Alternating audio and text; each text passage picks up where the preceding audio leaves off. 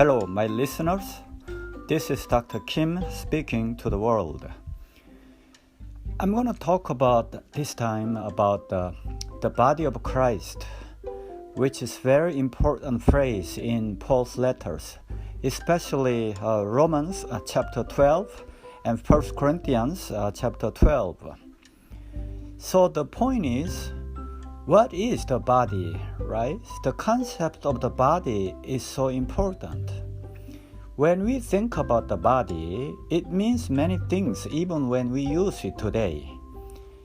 We can think about the human body, a physical body, or we can use it metaphorically, like a social body.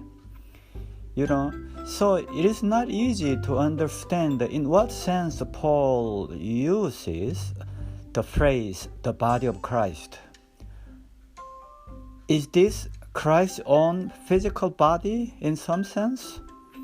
Or the body of Christ as like a social body, the body belonging to Christ?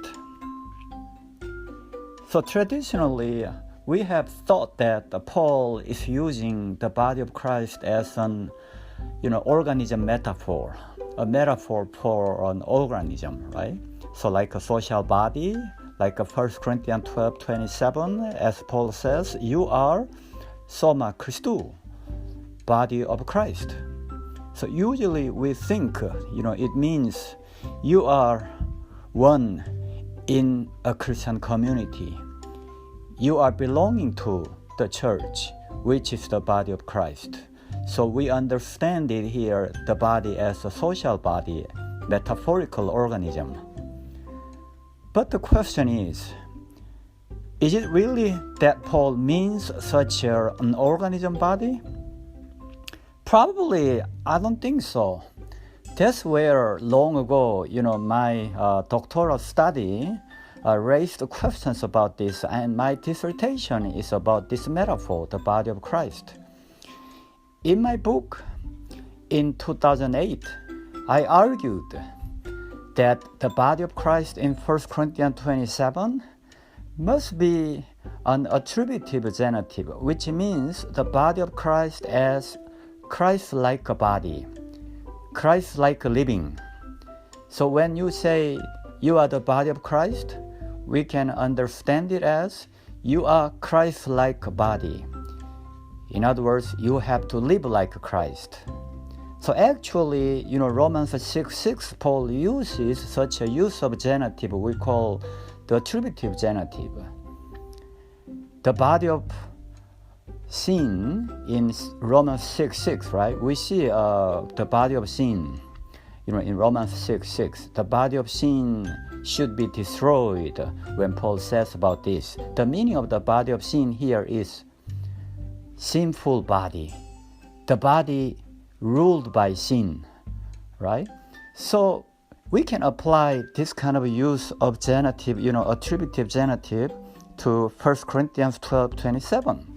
So you are the body of Christ. So here the body of Christ as Christ-like body, the body ruled by Christ. In other words, our Christian life and living should be informed by the way Christ lived. We should live like Christ. We should embody Christ. If we can read the body of Christ this way, the implications are really a lot. Because Paul's point, asking for his communities, not simply, you are one in the community, but rather how you can be united to Christ. How you can be united to Christ. Being united to Christ means you should follow the way of Christ. Okay, that's the point. So as long as the members of the Corinthian community follow the way of Christ, they are united in the community.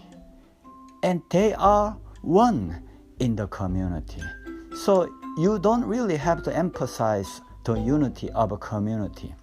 Unity is not coming out of, just kind of a unanimous agreement on something, but rather the more important thing is how people can behave like a Christ. So you are the body of Christ. We can understand alternatively. You are the Christic embodiment, individually and communally. Like here, 1 Corinthians 12:27, the members of the Christian community have to embody Christ.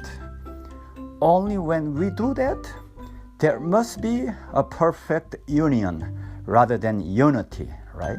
Unity is sometimes the language of control or hegemonic body politics. But when we use the language of unity, union, right? So union must be preferred to unity, because the idea of a union here is thinking about how we can follow Christ.